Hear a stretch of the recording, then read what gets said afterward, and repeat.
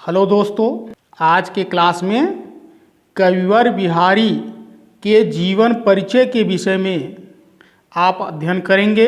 रीतिकाल के प्रतिनिधि कवि बिहारी श्रृंगार रस के अद्वितीय कवि थे।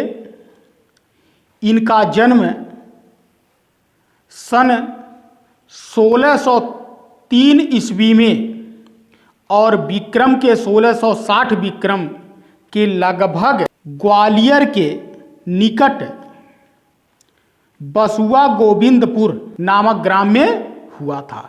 इनके पिता का नाम केशव राय था। ये मथुरा का चौबे ब्राह्मण माना जाता है। अनेक विद्वानों ने इनको आचार्य केशव रामचंद्रिका के रचयिता का पुत्र स्वीकार किया और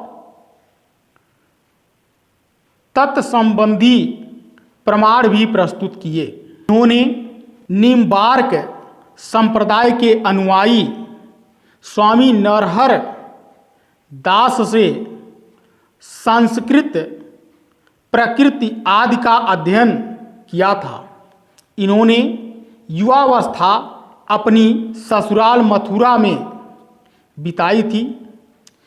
मुगल बादशाह शाहजहां के निमंत्रण पर ये आगरा चले आए। उसके बाद जयपुर के राजा जय सिंह के दरबारी कवि हो गए। राजा जय सिंह अपनी नवविवाहित पत्नी के प्रेम पास में फंसकर जब राजकार्य को चौपट कर बैठे थे, तब बिहारी ने राजा की मोह निद्रा भंग करने के लिए निम्नांकित अथोयुक्तिपूर्ण दोहा लिखकर उनके पास भिजवाया, जैसे नहीं पराग नहीं मधुर मधु नहीं विकास इहूं काल अली कली ही सौ बाध्यो आगे कौन हवाल।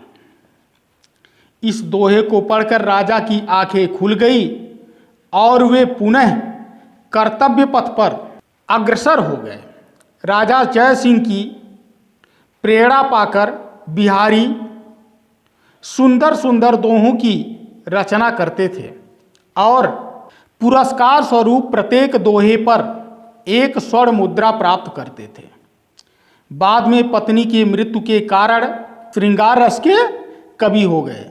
श्रृंगार कवि बिहारी का मन भक्ति और वैराग्य की ओर मुड़ गया। आपने अपनी रचना बिहारी सस्सई को 723 दोहों में किया।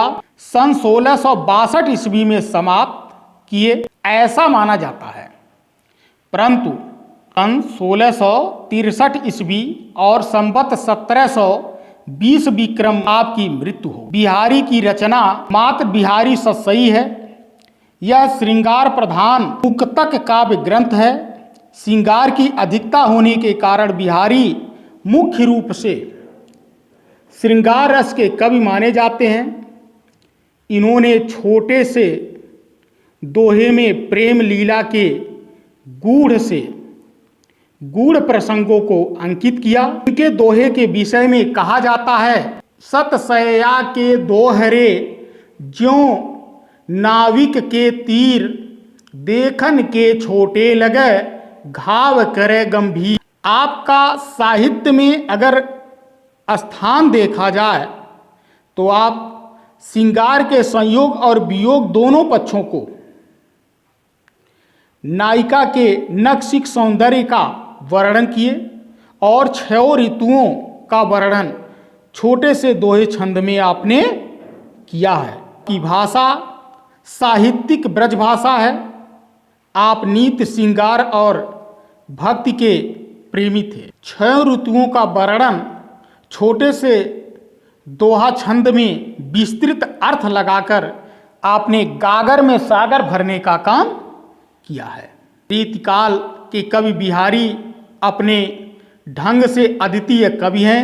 इनकी विलक्षण सृजन प्रतिभा के कारण काव्य संसार ने इन्हें महाकवि के पद पर प्रतिष्ठित किया।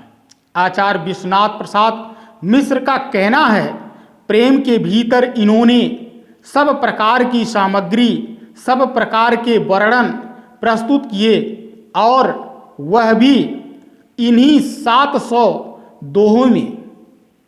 यह इनकी एक विशेषता ही है।